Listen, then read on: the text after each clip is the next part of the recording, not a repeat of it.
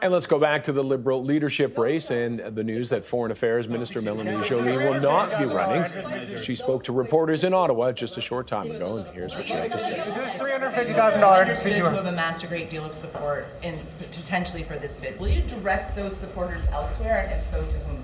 For sure, we'll have a strong organization. I created a party when I was 34, and I ran for the mayoral bid of the biggest city the second biggest city in Canada, the biggest city in Quebec. And yes, I have an organizing base, and yes, we will play a role in this leadership race. Is there anyone tariffs to target measures who you would like to see take over as Liberal leader, who you think would be best placed to take on Donald Trump? So, do you know who's running? I don't know yet. I don't know either. So it's an political question. The list of retaliatory tariffs that you're considering, the possible list, how soon, like what's going to trigger you to release that? What needs to happen for that next step to come?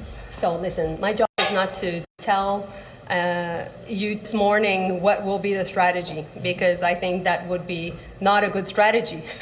But what I can tell you, though, is that we'll be ready. And at the same time, we need to take the tariff threats for very as a real threat, so very seriously. We need to make sure to be ready, and we need to make sure also that we stand up for Canadians. You know, my job today and my choice today is I'm putting my country first. And I've been passionate at what I'm doing. I've been a foreign minister now for 3 years, and I know how much this is serious. Why? Because I've had numerous conversations in Mar-a-Lago, in Florida, and at the same time in D.C. I can point Is the $350,000 entrance fee too high? Do you think that'll be bad for the race? I think the leadership rules are good. Actually, that's why it was such a difficult choice. And that's why you hear that I still have a bit of a cold, because I was really torn about this decision. Because, to be frank, I think that our chances were really, really high. But the reality is I'm foreign minister at a time that is crucial in our history, and Canadians are anxious when they hear President-elect Trump saying and restating again his threats and his also entire rhetoric regarding the 51st state. So I decided to put my country first, and I decided to do my job. So why not put your country first as Prime Minister? You would have won if you ran in the race. You think you would have? I think I had really good chances. Do you think you would have stayed on after the election if it didn't go well, though? Like, as a Liberal leader, did that factor into your considerations at all? Of course. And ultimately, I think that my job is to win Hans Cartier, and I'll do so. You know what? I've created a party in Montreal when I was 34, out of nothing.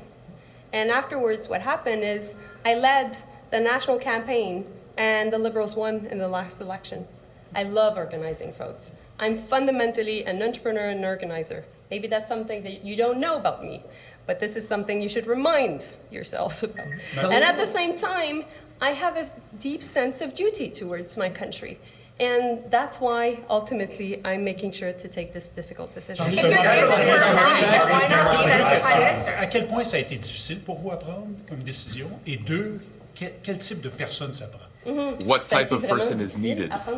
It was a very difficult decision to take. You can still hear the cold. I've had a cold for 3 weeks, and I haven't managed to get rid of it, because I think that first, it was a very important decision. I think the Liberal Party needs a new face, a new person.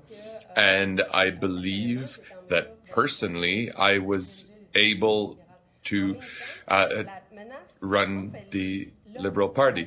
But at the same time, you know, it is right now, it's not in 3 years, it is now. January 20th, he was going to set tariffs that will have consequences, major consequences to the people in this country. So people expect us not to do a leadership race, but to do our jobs. Question, but for the leadership race, what type of person, if it's not you? I know you're not telling us today, I understand that, but what type of person, what type of candidate would be an ideal leader? Look, I won't go into hypothetical, but as a Quebecer and Francophone, but it's obvious the person needs to be able to speak French. concerns about that in this leadership race? This is certainly something that my team and I were looking into, and we were making representations to the national board.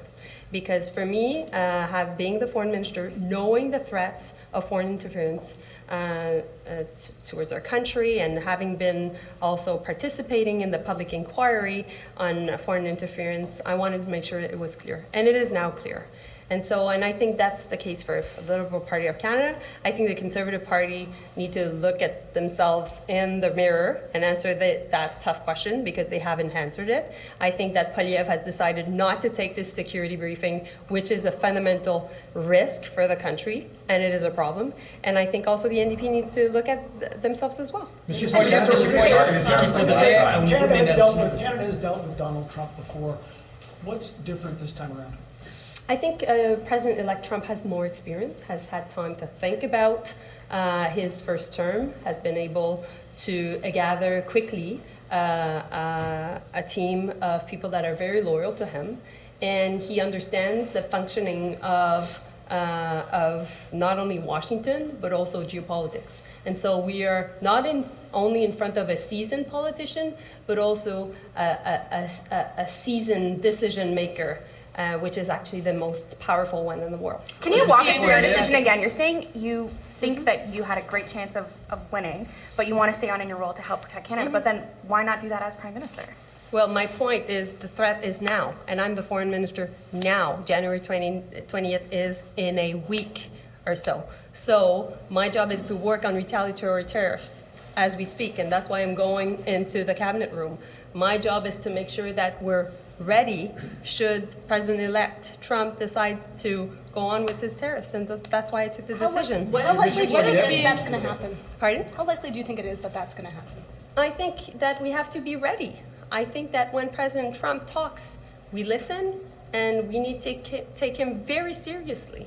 And we need to show the American people and folks and people around Trump that there will be real consequences, that Canada has a deep affection for the US, has a strong relationship, is its closest ally, but also we have leverage. And so we'll do so. Beyond retaliatory tariffs, what does being ready mean? When you say we need to be ready, it's in a week, what else? Well, we have to be ready in terms of not only retaliatory tariffs, but also this is a new administration. The new administration will be composed of people that will be confirmed by Congress. Folks that are being, secretaries that are being confirmed by Congress, we need to make sure that we meet with them. We've met with some of them, which is not, what actually is quite unusual, because usually they don't do any meetings before confirmation. We've met already, I've met with Marco Rubio, the Secretary of State. I've met also with Tom Homan, which will be I've talked with him over the phone 3 times. He's the border czar. I've met with Howard Lutnick, the Secretary of Treasury and the Secretary of Trade. I've met with Doug Burgum, which is the Secretary of Energy. I've had many conversations with Lindsey Graham. I've talked to him pretty much every day. I've had also contacts with Mark Waltz, the new National Security Advisor. So these folks are starting officially on January 20th. But the reality is their action plan is already ready. So on January 20th, they're starting and putting that into action. And so that's why we have to be ready. And last point, guys, which I didn't tell, as Foreign Minister, I'm very much aware that we are chair of the G7 this year. So, and my job, along with the Prime Minister, is to make sure that these meetings go well and that we play a leadership role. Well, other countries of the G7 are concerned about the partnerships of countries within the G7, also based on the new administration in the US coming in. And so based on that, I'll make sure that we play a leadership role. Yesterday, we announced that we were now recognizing President-elect Edmundo González in Venezuela, and so we had our first important statement of the G7 regarding what's going on in Venezuela. L'énergie et les mesures canadiennes, on fait quoi avec ça? What do we do with the Canadian measures? You've been listening to Foreign Affairs Minister Melanie Joly, who announced today that she would not be running in the Liberal leadership race. She talked about she thought she would have a great chance of winning, but her job now is more important, and that's focusing on the threat of tariffs from Donald Trump. But she says she will play a role, some kind of a role in the leadership race, and also would not endorse anybody just yet because she said, well, nobody's officially running.